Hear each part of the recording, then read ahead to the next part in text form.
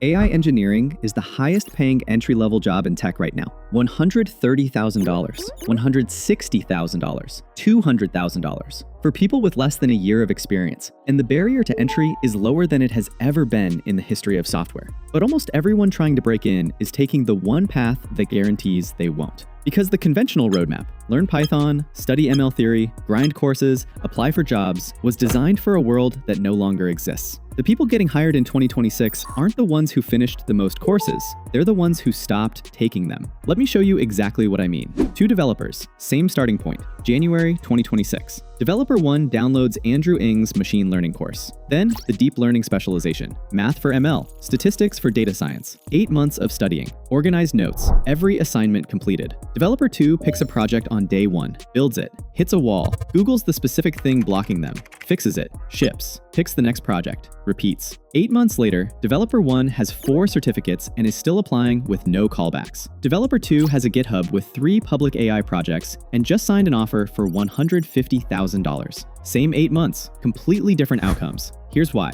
Companies in 2026 do not need you to understand gradient descent from first principles. They need you to build things that work. The market doesn't pay for what you know, it pays for what you've shipped. So what does Developer 2 actually know? And in what order did they learn it? Python first. But here's the critical part. There is a specific level of Python you need for AI engineering, and it is not the level most courses take you to. You need to write functions, work with classes, call external APIs, handle files. That's it. 3 to 4 weeks using something project first like fast.ai or Python for everybody. The moment you can write a basic script, you move on. Even if you don't feel ready, especially if you don't feel ready. After that, scikit-learn. This is your gateway into building real ML models, actual predictions on actual data, before you touch anything deeper. 1 week, purely by doing. Then PyTorch. Not TensorFlow, not Keras, not JAX. PyTorch is what Meta, OpenAI, Mistral, and Stability AI run on. In 2026, if a company is doing serious AI work, there is a 90% chance they are running PyTorch. Learn one framework deeply. Don't split your attention. Then comes the LLM layer, and this is where the most in-demand AI engineering skills live right now. The OpenAI API, LangChain for chaining AI logic together, vector databases, Pinecone, Chroma, Weaviate, for making AI systems actually remember things, embeddings, which are the hidden engine powering every modern AI product you've used, and the final layer, the one that separates a junior candidate from a mid-level one, deployment.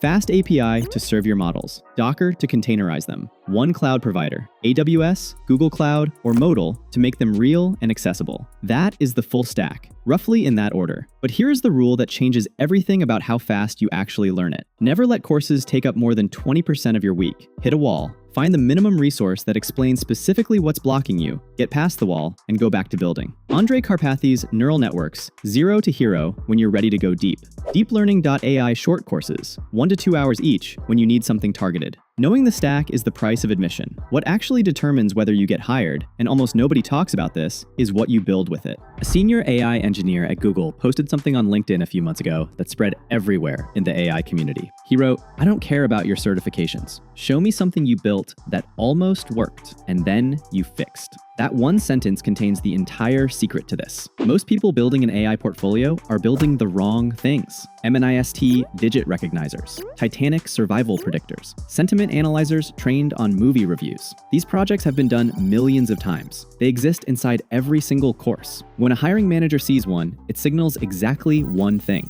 You completed an assignment. That is all. The projects that actually get people hired look completely different, and they fall into 3 tiers. Tier 1, tool projects. Build something that solves a real problem, even if the only user is you. A document Q&A app where you upload a PDF and talk to it. An AI email assistant that drafts replies in your own writing style. A meeting summarizer. A resume analyzer. 1 to 2 weeks to build. Immediately understandable to any hiring manager, technical or not. These projects don't prove you understand transformers. They prove something more important, that you can actually ship. Tier 2, pipeline projects. A RAG system built on real company data. A fine-tuned model trained for a specific domain. Legal contracts, medical notes, customer support transcripts. An AI agent that uses real tools, browses the web, reads files, takes actions, and produces a real output. These prove you understand the entire stack, not just the model sitting in the middle of it. Tier 3, agent projects. This is the frontier right now. Build something autonomous. An agent that monitors a GitHub repository, opens issues, and drafts pull requests automatically. A research agent that retrieves papers, generates summaries, and cites its sources. In 2026, a working agent project at this level is rare enough to stand out enormously, even if it's basic. 3 projects across those tiers beats a resume full of certificates, every single time. But even the right projects won't get you hired if nobody can find them. There's one final piece to this, and it's the one that cuts the timeline almost in half. Every project goes on GitHub. Proper README, screenshots, 2 sentences describing the problem it solves and how, and then you post. 1 tweet, 1 LinkedIn update. A short paragraph about what you built, what broke, and what you had to figure out, every single time you ship something. The window to break into this field without a traditional background, without a CS degree, without credentials from a big company, is open right now. The Bureau of Labor Statistics projects ML engineering roles to grow 40% through 2030. The demand is real. The opportunity is real. But gold rushes don't last forever. One more thing. The biggest reason developers lose momentum on this path isn't the coding, it's the chaos. Projects pile up. Learning feels random. Progress becomes invisible. DevHub Ultimate is the Notion workspace built to fix exactly that. Projects, skills, learning tracker, career dashboard, all in one clean system. Link is in the description.